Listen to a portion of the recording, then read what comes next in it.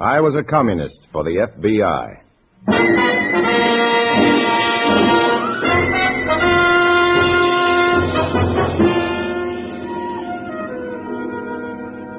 Starring Dana Andrews in an exciting tale of danger and espionage. I was a communist for the FBI.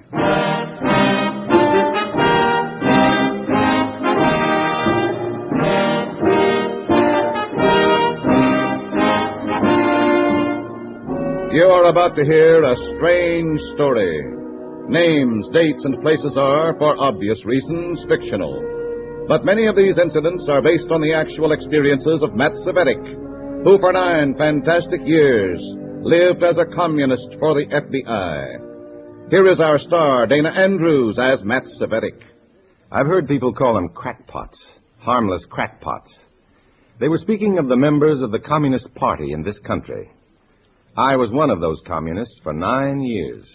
I reported their conspiracy against the United States from within. Crackpots? Like spiders spinning webs. Harmless? Like tigers stalking their prey. Here's just part of the story.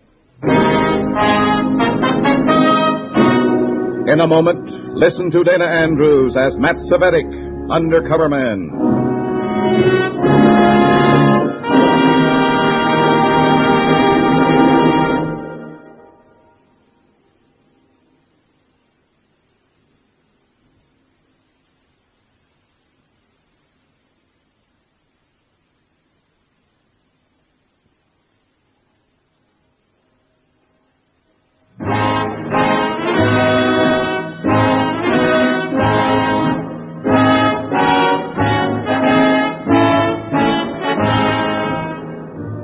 Here is Dana Andrews as Matt Cvetic, Undercover Man. This story from his confidential file is marked, A Riot Made to Order.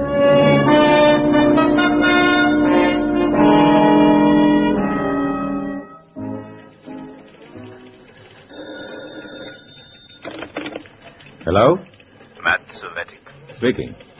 Anton Drexel. Yes? You sound surprised.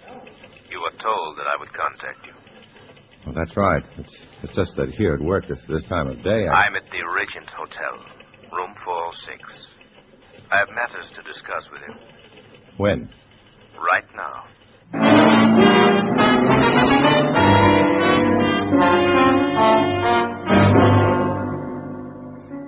That's how you received your orders in the Communist Party. Anytime, anywhere. And you obeyed to the letter, right now. I got up from my desk, and there were a dozen pair of eyes watching me. Communist eyes. Some I had put in this department of the United States Employment Service myself. But I knew there were others, watching, reporting. Had I shown any aggravation, any irritation, Drexel would have known about it immediately. I walked out with a smile, the perfect, obedient slave on the way to his master.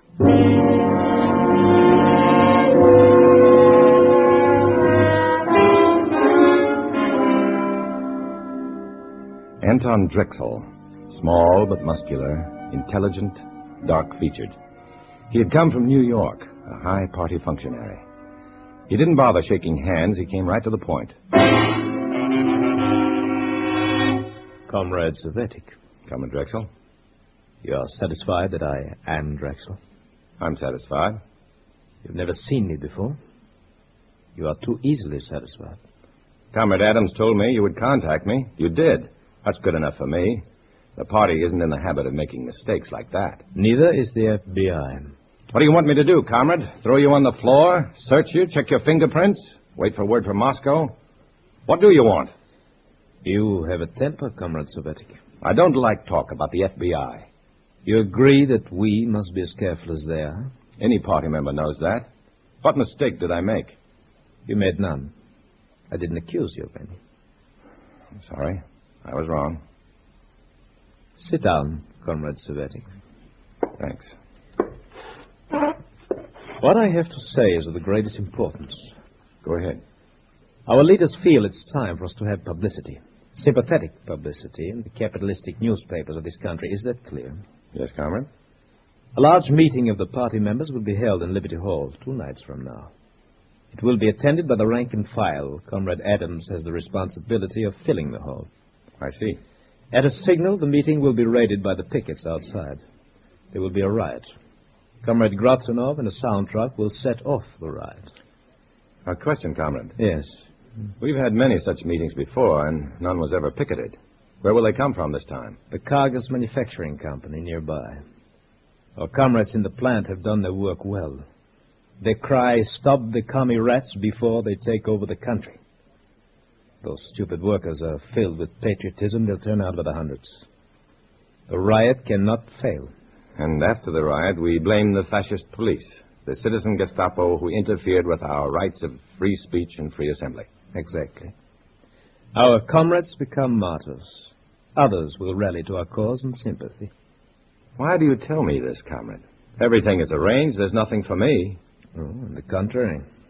Everything depends upon you. You are responsible for the boys of the Control Commission, Comrade Cvetic.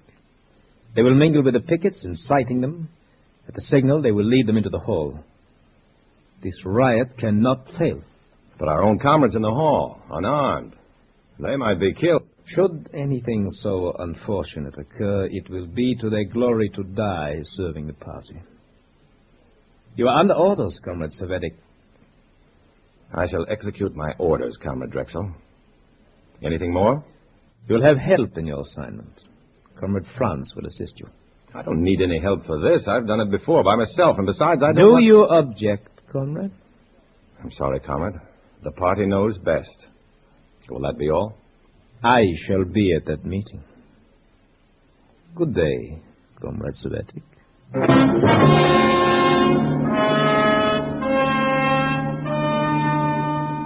That was all. Just arranged for several hundred human beings to have their skulls cracked, their teeth knocked out. It was like sending invitations for a banquet of death. I walked down the hotel corridor from Drexel's room to the elevator. I had to get to a phone, call my FBI contact. Hello, Comrade Cvetic. Remember me? He seemed to come out of the woodwork, like a termite. Otto Franz, my assistant. Had I protested too much at the meeting with Drexel? Then it hit me. Otto Franz had been arranged for before the meeting. Why? I didn't need any help on this job, and they knew it. But what else did they know? And what was Otto Franz? A tail or a hatchet man?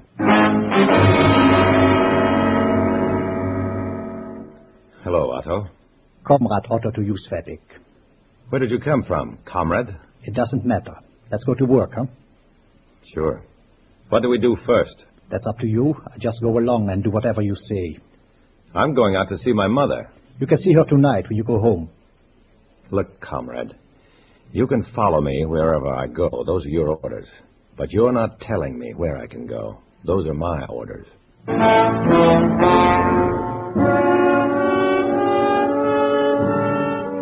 Otto Franz, party liner, faithful hound. The crack of the whip was all he understood. Nothing would pry him from my side. He had his orders, and so had I. We took a cab, and I gave the driver an address. Did you move to a new place, comrade? I'm going to see my doctor first. Something wrong? My stomach's been upset lately. Maybe you're nervous. Maybe. I got some powders I take for my stomach. Got them right with me. How about some? I'm paying the doctor. I'll do what he says. Just wanted to save you some money, that's all. Thanks.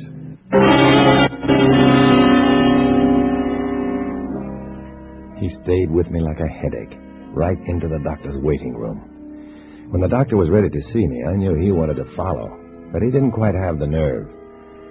I told Doc I wanted to find out how my mother was, and he told me in 2 words. Not good. I asked if I could use his phone. He nodded and went into his laboratory. So far, I was getting all the breaks.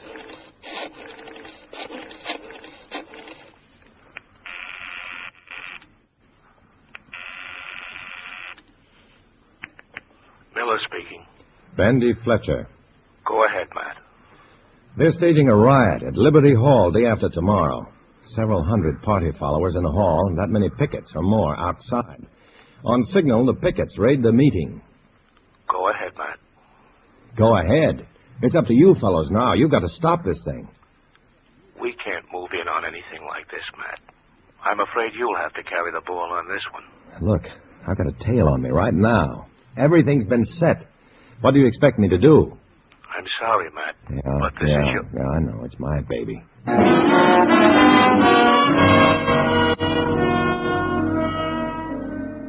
From the doctor's office, we went to my home. My mother's condition had me worried. Her heart had been weak for a long time. There was always the chance that she might die, still believing that I was a real communist. If my brother Tip was home, there would be real trouble, especially when he saw Otto. He hated me, but he hated my commie friends even worse.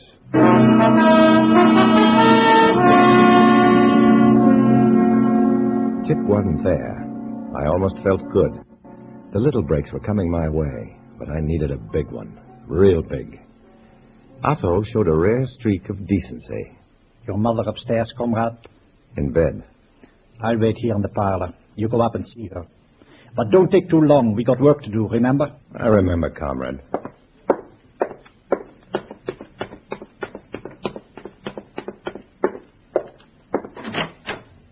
Ma? Now. Oh, Matt, you all right? Sure, Mom. I'm great. But what's this I hear about you? Oh, with me is nothing. Just a little tired. You the one I worry about, Matt. There's nothing to worry about. I'm doing fine. Just look at me. Oh, you are in trouble, Matt. The government, Matt. Those men from Washington. The FBI. Yes? They're after you, I know. Oh, Mom, you're all wrong. Won't you listen to me? Oh, all the time I pray for you, my boy. That God should make you give up what you are doing against the government of America. But, Mom, can't you see... Promise me, Matt. So little I ever ask from you. I can't, Mom. What? Are you all right? It don't matter no more. How can I be all right when against the United States one of my boys is working? Look, Mom, I got to run along now. Next time, I want to see you up and around and baking a cake. You hear? Still, I pray for you, Matt, that God should take care of you. You are still my boy, and the mother can't forget.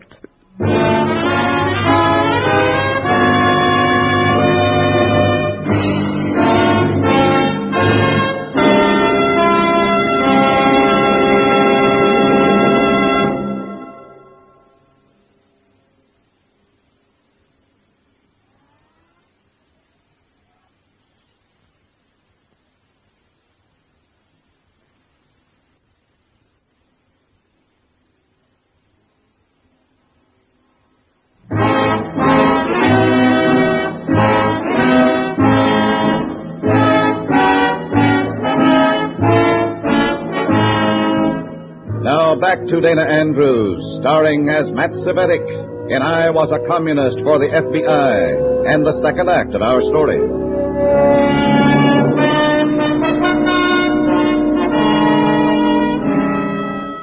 Otto stayed with me the next 2 days. He never let me out of his sight.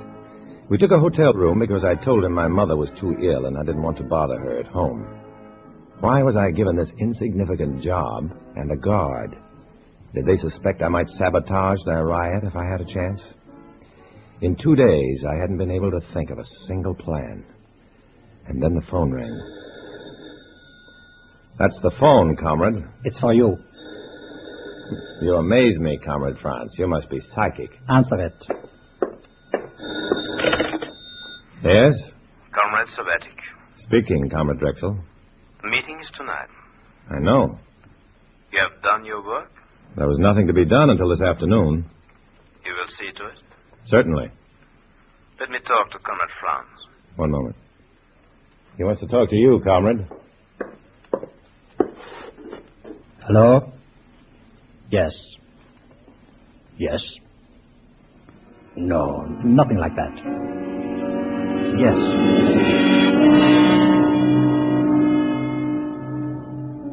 Drexel knew where to call. I hadn't told him, and Otto was with me every moment. Were they watching both of us? Or had Otto somehow given me the slip? I shuddered. One mistake was all you ever made in a spot like this. Your first and last. He was watching me, still talking at the phone.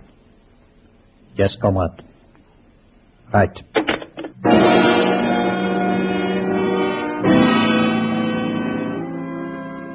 He sat there, staring at me, his face a complete blank.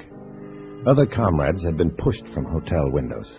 The papers called it suicide, and the public believed the papers. I started toward the door. It's time to round up the boys for tonight, comrade. Comrade Drexel seemed a little worried that I'd not done it before this. I know. Well, are you coming, or do you stay here? I got my orders, comrade. I go with you.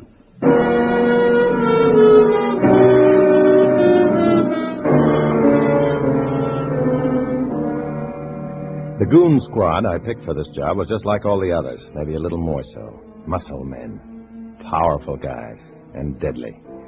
We met them in the back room of a cheap restaurant. 24 of them. Maybe a few more.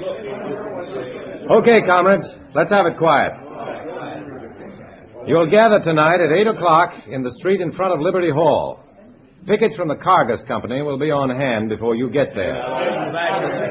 Wear your regular street clothes so as to look just like the other pickets.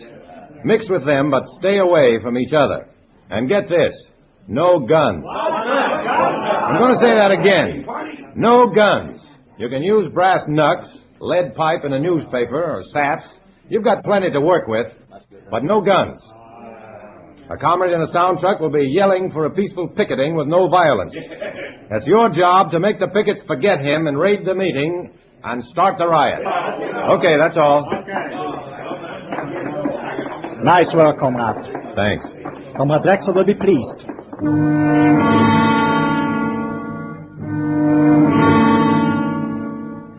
Everything that night went according to schedule.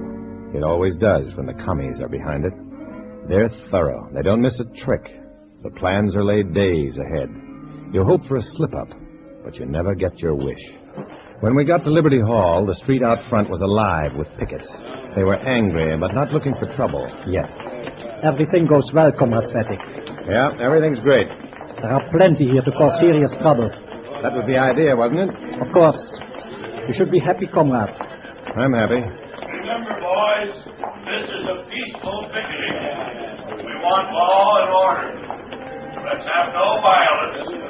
This is a protest against those commies inside. This is the United States, where we do everything like that.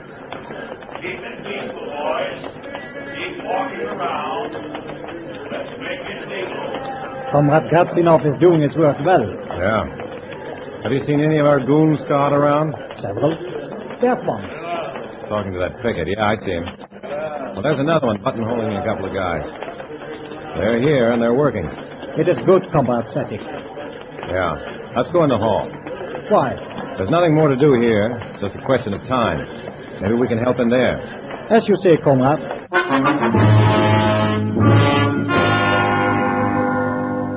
Inside the hall, everything was proceeding according to schedule. There wasn't an empty chair in the place. It was like a sheep pen, with Comrade Adams, the ringleader, on the stage, leading them to slaughter. And there you have an example, comrades, of this freedom America boasts. Right outside these doors, a mob of pickets, the fascist police of the United States, are protesting our right of free assembly. That's why we are here tonight, to protest this wanton usurpation of our rights, to demand what our forefathers... The party line, the same old hogwash. And they believed every word of it. Then I heard the crowd outside getting nastier. It was almost time for my goons to lead them in. I began to sweat. There must be something I could do. There must. And then a wild idea hit me. I turned to Otto. Comrade France, lock the front doors. Are you crazy? Do what I say. But why? You said if a mob walks in through an open door, they're liable to start talking things over. Make them break down a door and there's no talk, just violence. That's a smart idea, comrade. I'll do it. Locking the doors was just a stall for time. I wanted to get at the automatic sprinkling system, backstage. I got there just in time to meet Drexel and Adams and the rest of the big shots on their way out the back door. They weren't risking their skins. Congratulations, Comrade Cvetic. You've done your work well. We shall meet in my hotel room as soon as this is over. Comrade Adams and I go now. Come along, Cvetic. We've set the fuse, now let her blow. I'll wait for Comrade France. He's out front. Good. Make it soon.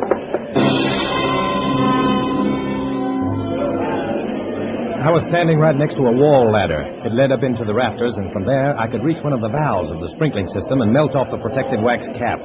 I started up the ladder, and I saw Otto coming back. I jumped down. He hadn't seen me. Your idea works, comrade. Listen to them. They're like wild beasts outside. Good work, comrade. When those doors break, hundreds will be hurt.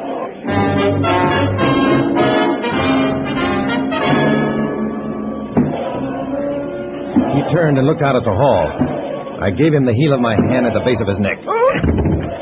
He went down in a heap and stayed there. I shinned up the ladder and held my lighter under the valve. No one saw me. The commies inside were panicked. They didn't know what to do next. The pickets were stopped at the door, but it wouldn't be for long. I heard the door go. I heard the pickets crash through. I had to stop this somehow. Lives depended on it. I broke out into a sweat. Would that valve never melt? I held the flame closer, and then the valve melted. The water rushed through the pipes, and it rained all over the hall. A hard, cooling, steady rain that could put out fires. A rain that could put out a riot. I came down the ladder. Otto was still on the floor. The commies had found the back exit. They were pouring out like drowned rats. The pickets were backing out the front door. They didn't want any part of that flood. The riot had come a cropper.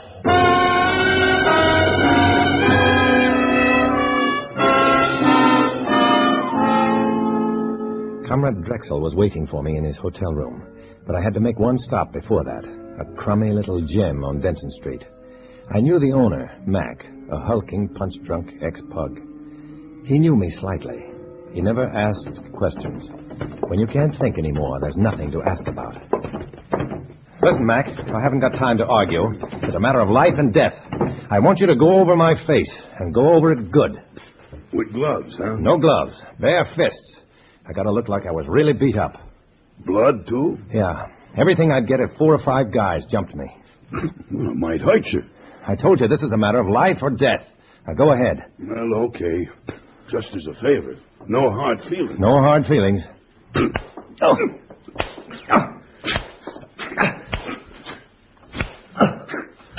When Mac began to blur, I knew I had enough. He helped me to the door, and I staggered into the night.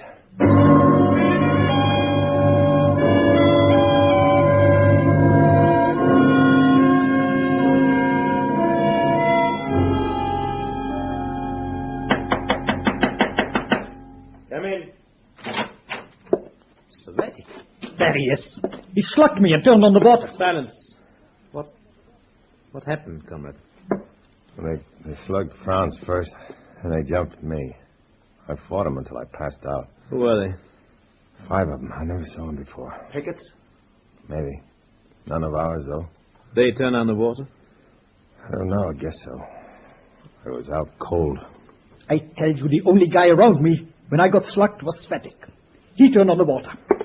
And then beat myself to a pulp? Is that it, comrade?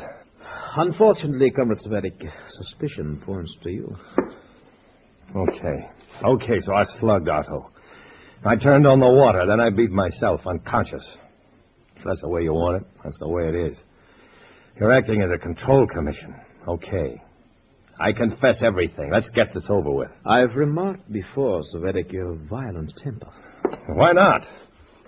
I've done everything I could to make this job a success. And then I'm questioned like a dirty, double-crossing traitor. In the name of the party. What more do you want from me? Take it easy, Cvetic. Sure, I'll take it easy.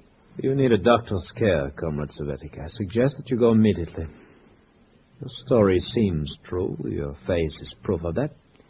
But we shall investigate further.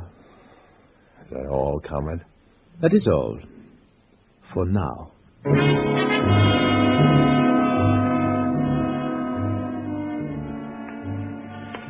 I left the hotel, and I felt good inside, in spite of the pain.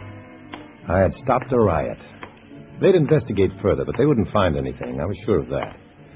I'd covered everything, and for a while, I was safe. I was safe to continue the double life, safe to tread the dim line between darkness and light, safe to walk alone.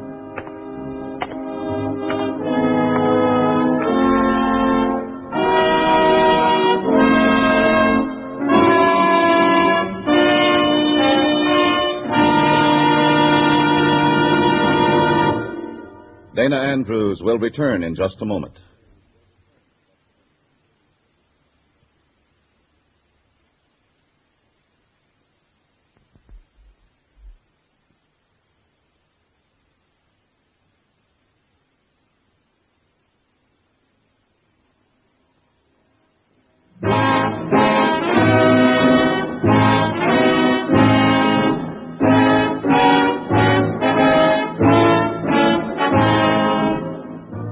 This is Dana Andrews.